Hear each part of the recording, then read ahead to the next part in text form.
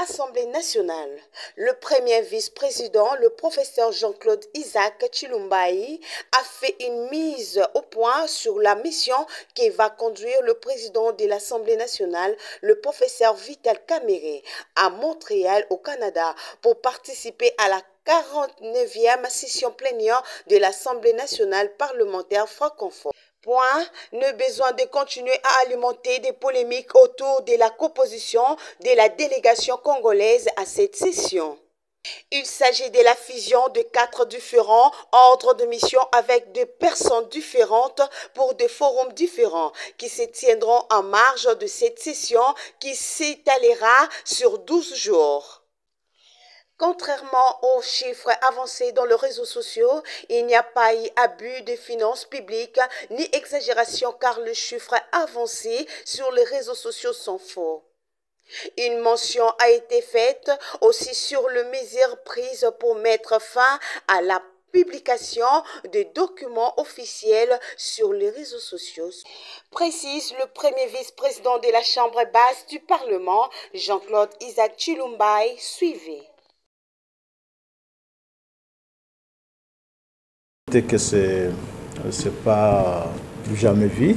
Ce n'est pas la première fois aussi que nous constatons la fuite de documents de l'administration avec l'éclosion de nouvelles technologies d'information, notamment les téléphones mobiles. C'est tout à fait regrettable. Et sur instruction de l'honorable président, le bureau est en train de prendre des mesures sérieuses pour voir comment endiguer ce fléau qui n'est pas normal là où l'on traite des affaires de l'État. Donc il est bien évidemment entendu que des sanctions vont s'en suivre lorsque des personnes qui s'y sont livrées seront identifiées.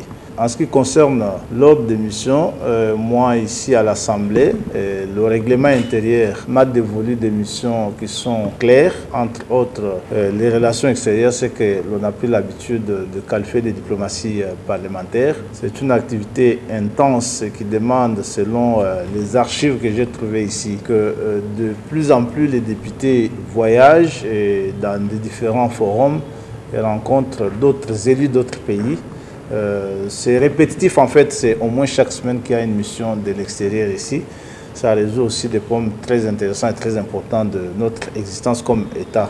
Mais ici, il convient de noter que nous, en arrivant aux fonctions, comme membres du bureau de l'Assemblée nationale, nous avons trouvé cette mission déjà activée. Parce que la correspondance qui invite le Parlement congolais à l'Assemblée parlementaire de la francophonie, ça date du 1er janvier 2023. Et ça fait pratiquement une année et demie. Cette correspondance avait été adressée au président Mbosso, d'abord comme président du bureau définitif de l'Assemblée nationale, et qu'à l'approche de la manifestation, il n'est plus président du bureau définitif, il est devenu président du bureau provisoire, c'était après les élections, et que l'on sait que les visas du Canada prennent énormément de temps pour les obtenir. Il a dû, comme président du bureau provisoire, organiser ce voyage et que les ordres de mission avaient été signés pour presque l'ensemble de la délégation qui devait partir. Et il s'agit ici de 3 ordres de mission qui avaient été signés. Ce qu'il convient de noter, c'est qu'il ne s'agit pas de la même mission. C'est plusieurs forums qui vont se tenir sur 12 jours au total.